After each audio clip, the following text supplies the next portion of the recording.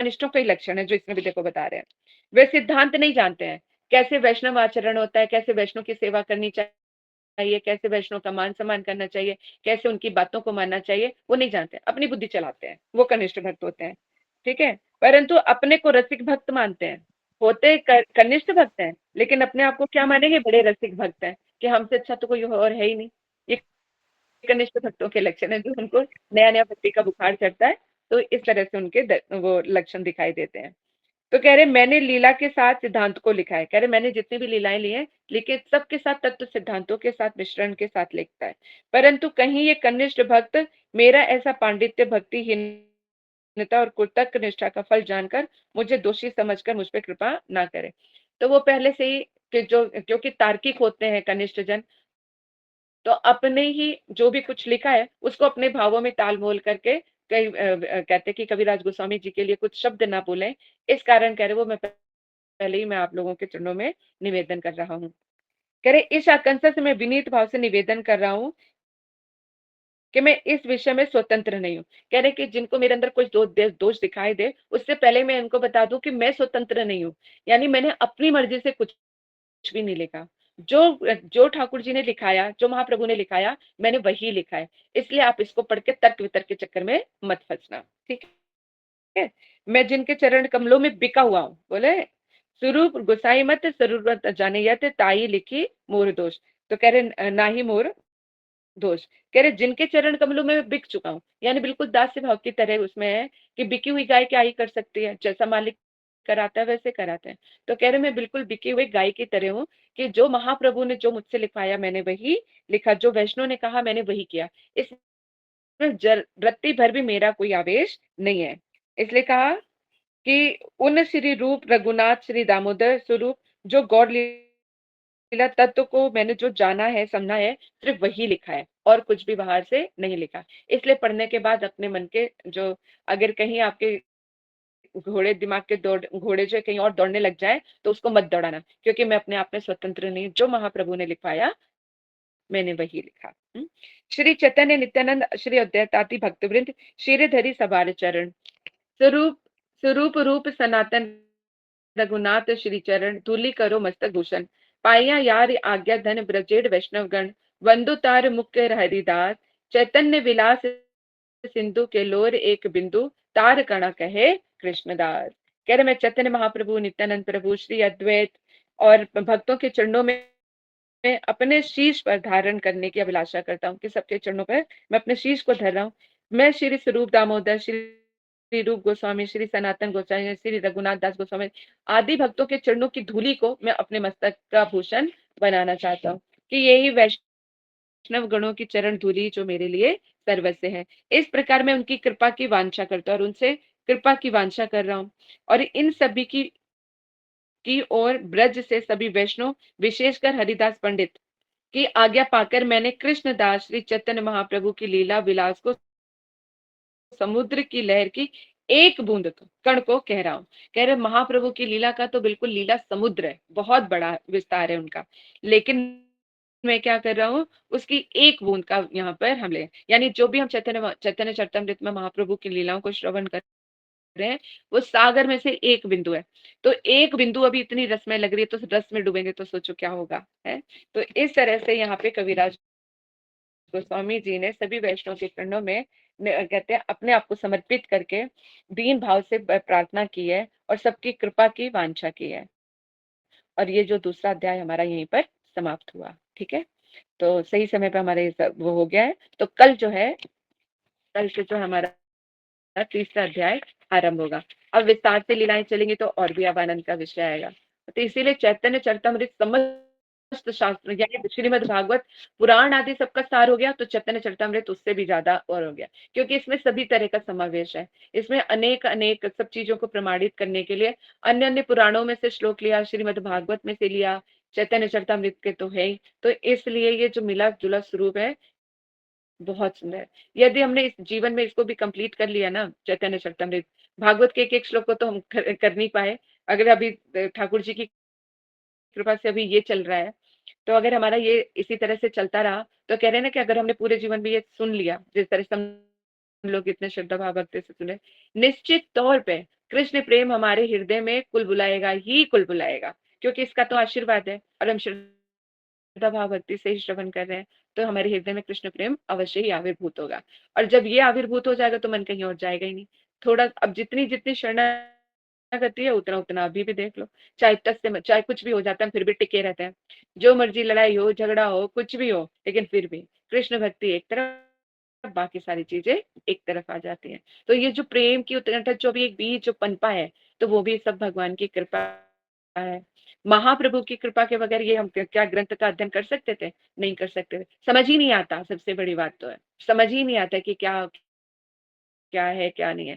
लेकिन ये हरि गुरु वैष्णव की कृपा से ही हमें जो कुछ भी अनुभूति होती है, हम श्रवण कर पा रहे हैं, कीर्तन कर पा रहे हैं, तो ये सब हरि गुरु वैष्णव की कृपा से ही है। उन्हीं के अनुगत्य में है, उनको प्रणाम करके ही हम करते हैं, तब ये ग्रंथ भागवत जो अपने आप को प्रकाशित करता है। नहीं तो कौन इनको समझ पाए? अच्छे अच्छे नहीं समझ पाएंगे तो हमारी हमारी क्या ही बिसात है कि हम समझ पाए। लेकिन हाँ, भगवान जिसके ऊपर कृपा करे तो वो पूर्ण कर सकता है। तो वही इसका मतलब, अगर हम रस ले लेके इसको श्रवण करने में जिसको आनंद की अनुभूति हो रही है, तो ये मान के चलो कि उसके ऊपर हरि गुरु वैष्णव की, कृष्ण की, महाप्रभु की, नित्यानंद प्रभु की, सबकी कृपा विराजमान है। ठीक है, तो चलो आज की कथा को यहीं पे विराम देते हैं। वैष्णव कल क्लास की टाइम क्या रहेगी दीदी? कल कल 10:30 बजे करते हैं। ठीक ठीक है, 10:30 ठीक है ना आप लोग को? कंफर्टेबल है हाँ ना? हाँ, सब कल क्या? ठीक है, सब ठीक है, जो भी टाइम कराए। हाँ, तो आज हम आज 22 हो गई ना? 22 ठीक है, कल है क्लास, फिर उसके बाद परसों का फिर बताएंगे। ठीक है, हरे ठीक। कृष्णा। हरे कृष्णा हरि हरे दंडवत कृष्णा प्रणाम। दीदी, प्रणाम। हरे दीदी कृष्णा आपको दीदी, कहीं दंडवत जाना प्रणाम। है? हरे कृष्णा बेटा, दंडवत प्रणाम। हरे कृष्णा, आज कितने बजे से क्लास थी? आज 10 बजे से थी ना, तो 10 राजा दी ने डाला था 10 बजे खोलो, तो मैं 10:05 में मैसेज देखी, तो 10:05 खोला। फिर हमने 2-3 चीजें की है। वैष्णव वंदना हुई है कि नहीं? वैष्णव वंदना हो गई? नहीं हुई वैष्णव अभी, हो गई। वैष्णव वंदना करनी है। अभी 2 चीज की थी, तब राधा जी आ गई, तो फिर क्लास शुरू हो गई। तो राधा जी ने डाला कि 10 बजे क्लास खोल दो, ग्रुप में ही डाला हुआ है, कर लीजिए कहीं वैष्णव जाना वंदना। होगा दीदी का, कहीं जाना होगा ना, हाँ इसलिए हाँ, है ना? कहीं जाना, ठीक कहीं जा। है, मैं कर रही हूँ वैष्णव बनना। ओके जी। मेरी भी क्लास छूट गई। रिकॉर्डिंग किया ना पिंकी दीदी? भेज देना जल्दी से। मेरी भी क्लास छूट गई, रिकॉर्डिंग डालना। हरे कृष्णा। पिंकी जी आज ही पिंकी जी चली गई क्या? आज ही भेज दीजिएगा रिकॉर्डिंग। ठीक है। हरे कृष्ण। पेज नंबर, एक मिनट,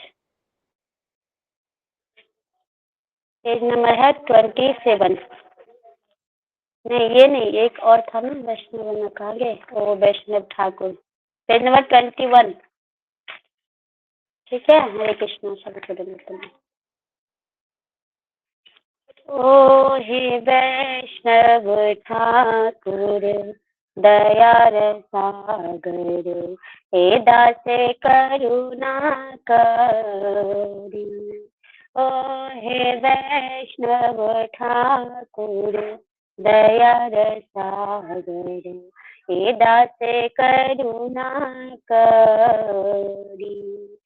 दिया पद छाया सोद है हमारे, तुम्हारा चरण धरी।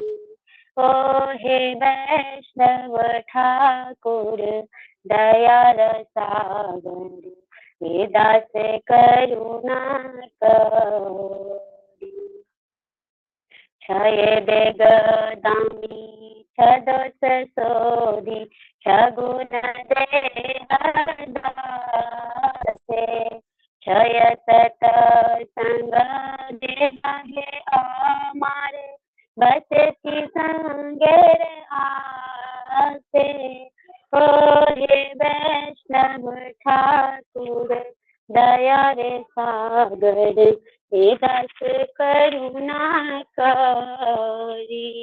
ओ हे वैष्णव ठाकुर, दया रे सागर, हे दास करुणा करी।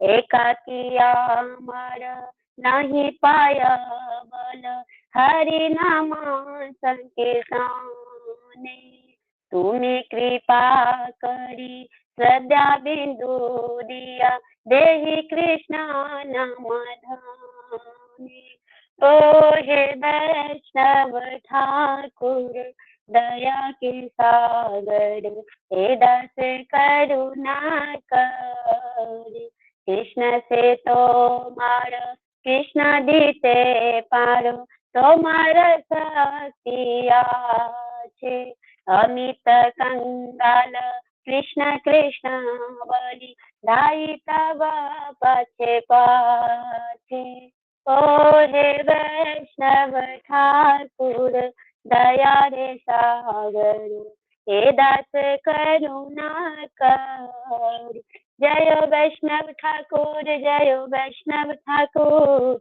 वैष्णव ठाकुर जय वैष्णव ठाकुर। हरे कृष्णा। सभी को दंडवत प्रणाम। करिए साई नित्यानंद प्रभु प्रभु जी जी का, का। नित्यानंद प्रभु जी का कर लीजिए, एक के बाद एक फटाफट कर लीजिए सर। कोई कर रहा हरे है? कृष्णा, मैं कर रही हूँ बेटा। हाँ माता करिए। हैंड रेज कर लीजिए महाप्रभु के लिए भी कोई सब। पेज नंबर 179 पर है नित्यानंद अष्टकम। शरच्चंद्र भ्रांतिम स्फुरदमल कांतिम गजगतिम हरिप्रेमोन्मत्तम धृत परम सत्वम स्मितमुखम सदा गुणनेत्रम करकलितवेत्रम कलिमिदं भजे नित्यानंदम भजन तरुकंदम निरवधि रसानामागारम स्फुरनगण सर्वस्वमतुलम तदीयैक प्राण प्रतिम वसुधा जाह्नवपतिं सदा प्रेमोन्मादं परम विदितं मंद मनसां भजे नित्यानंदं भजन तरुकंदं निरवधि शचीसूनु प्रेष्ठं निखिल जगदिष्टं सुखमयं कलौ मज्जीवो धरणकर्णो दाम करुणं हरेराख्यानाथ भवजलधि गर्वोन्नतिहरं भजे नित्यानंदं भजन तरुकंदं निरवधि अये भ्रातॄणां कलिकलुषीणां किन्नु भविता तथा प्रायश्चित्तं तथा यदना यासत इमे वदन्ति त्वामित्थं सा भगवता मन्त्रयति यो भजे नित्यानन्दं भजन तरुकन्दं निरवधि यथेष्टं रे भ्रातः कुरु हरिहरि ध्यानमनिशं तो